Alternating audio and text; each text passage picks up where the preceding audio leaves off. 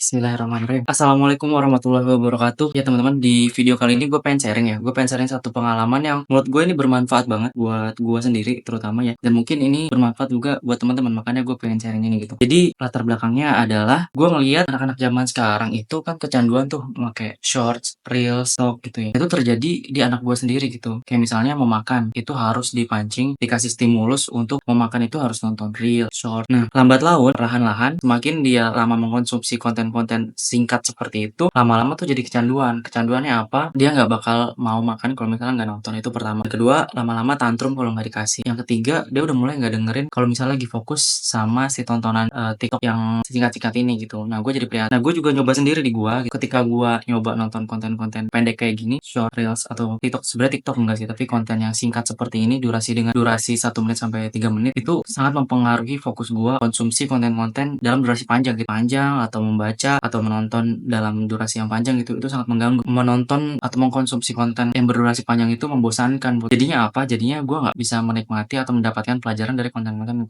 gue konsumsi gitu. Akhirnya gue memutuskan untuk men-challenge diri gue untuk berhenti scroll konten-konten tadi ya. At least mungkin kalau misalnya penasaran banget atau misalnya lewat dan itu bikin gue penasaran, mungkin gue lihat antara 1 sampai maksimal 20 video. Habis itu gue men-challenge atau memaksa diri gue untuk berhenti nonton itu, dan gue paksa alihkan dengan membaca buku. Pun konten-konten di TikTok Short atau Reels itu informatif banget, tapi sayangnya gue nggak bisa mentransfer atau mendistribusikan ilmu yang gue dapat dari konten-konten itu ke orang lain. Beda halnya ketika gue membaca atau mendapatkan informasi dari sebuah buku. Walaupun gue baca sekali baca dengan durasi yang mungkin juga singkat, tapi gue bisa nangkep makna dari buku itu. Gue bisa menangkap apa yang ingin disampaikan oleh penulis lewat buku itu, dan gue bisa distribusikan lagi ke orang-orang gitu. Nah, itu gue ngerasa hal itu luar biasa banget. Apalagi ditambah literasi Indonesia yang masih di bawah dari patokan umum standar dunia. Literasi itu apa? Mungkin sedikit intermezzo ya. Literasi itu adalah keinginan seorang untuk mengetahui sesuatu dan mencari informasi yang diinginkan itu lewat membaca gitu. Itu literasi membaca. Dia tahu tujuannya apa dan mencari tahu untuk mendapatkan tujuan itu lewat membaca. Nah, literasi membaca kan di Indonesia itu sangat minim banget ya. Dan gue bisa membuktikan kalau misalnya orang-orang Indonesia terbiasa dengan konten-konten short dan tidak membaca, informasi apa yang bisa dia dapat? Karena informasinya tuh lewat begitu aja, gak nempel di otak. Sedangkan kalau lu baca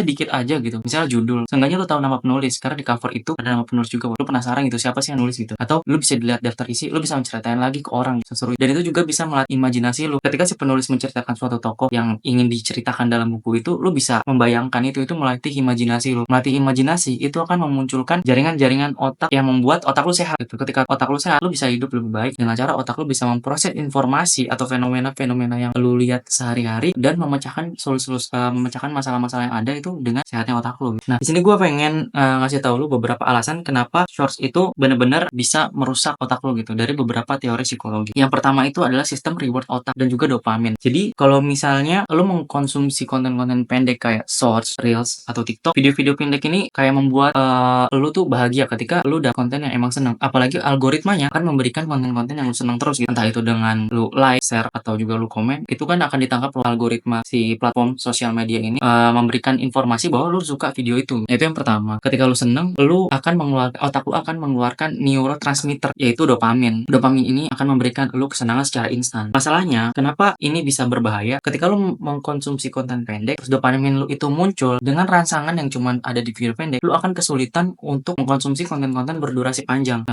Analoginya gini, ketika lu udah dapat kepuasan dari cuman segini, sesingkat ini, lu akan terus nagih kepuasan-kepuasan yang bisa didapat secara instan gitu. Lu nggak perlu lama gitu. Misalnya orang diet, kalau misalnya ada pil yang bikin diet lu berhasil selama seminggu, lu nggak akan mau menempuh proses diet panjang selama setahun dan menyakitkan lewat gym dan juga memilih makan makanan sehat. Lu akan tetap memilih pil yang bikin lu sehat dalam waktu seminggu ini kan. Nah, analoginya gitu. Dopamin ini akan memaksa kita dimanjakan dengan keadaan, dimanjakan dengan konten-konten pendek yang lu konsumsi. Itu yang pertama, sistem reward. Terus ada juga elemen of surprise gitu. Selain kebahagiaan, ada juga elemen of surprise-nya. Ketika lu nge-scroll, lu akan menunggu-nunggu, lu akan selalu dibikin penasaran konten apa yang akan selanjutnya muncul. Bisa konten informatif lain yang lu buka dari scroll di platform lain ya sosial kayak Google. Itu akan bisa masuk juga ke algoritma Instagram atau Reels Instagram.